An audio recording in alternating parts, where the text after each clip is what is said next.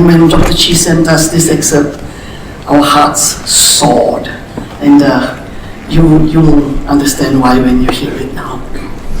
It is the dread of having to listen to the elections officer announce yet another loss.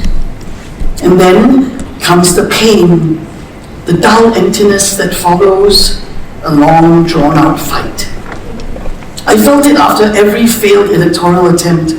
I felt it again in the days after the 2025 general election. Not just tired, but hollowed out.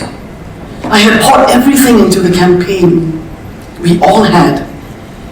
There were flashes of hope, glimpses of change, and still at the final count, it was never enough. No victory, no seat, no celebration. Just loud headlines declaring continuing victory for the incumbent, and a nation that blinked and kept walking. So I asked myself, in the hush dim of the days following, where do I go? And somewhere beneath the exhaustion and the ache, a small voice answered, forward. But how? Show up, and show up with integrity. Because when we show up, we give others a glimpse of what courage looks like, especially courage in defeat. Resilience. Why this? Why now? Life will always test you.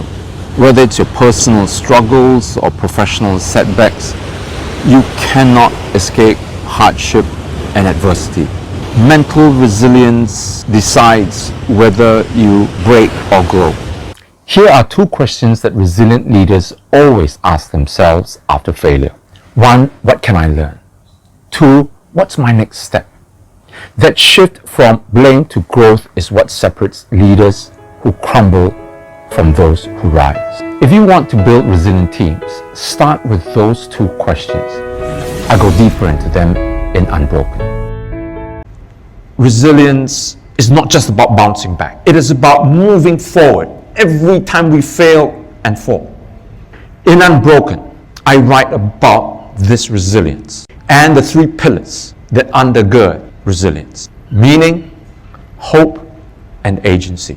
Let's start with meaning. Meaning transforms pain that crushes us into purpose that motivates us. Second pillar, hope. Hope is not just this vague, optimistic feeling that we have. Hope is a discipline to imagine a future worth walking towards, despite the darkness around us. Hope is not allowing despair to have the last word. Third pillar is agency. Agency is to take ownership of our own voice, our own choices, our own paths that we take going forward, and not letting somebody else write our story for us. It is the declaration: this is who I am, and this is the future that I choose to fight for. This is the good news. We have the ability to acquire skills that help us unlearn helplessness, develop critical thinking, strengthen our inner locus of control, nurture a growth mindset. All skills that help build mental resilience, skills that our evolved neural pathways so powerfully and uniquely allow us to develop. And this is the message going forward. We can and must harvest the power of our brains, the power of resilience. The greatest gift you can give to your child is not money or grades. It's resilience. When I messed up with Adosa and the depression of her, she knelt down. She knelt down on the floor and said, "Knelt down."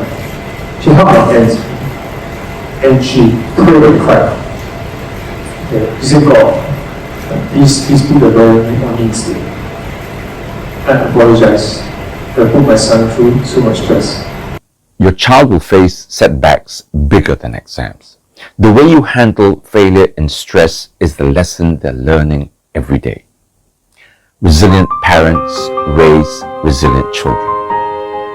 I wrote Unbroken for you and for your children.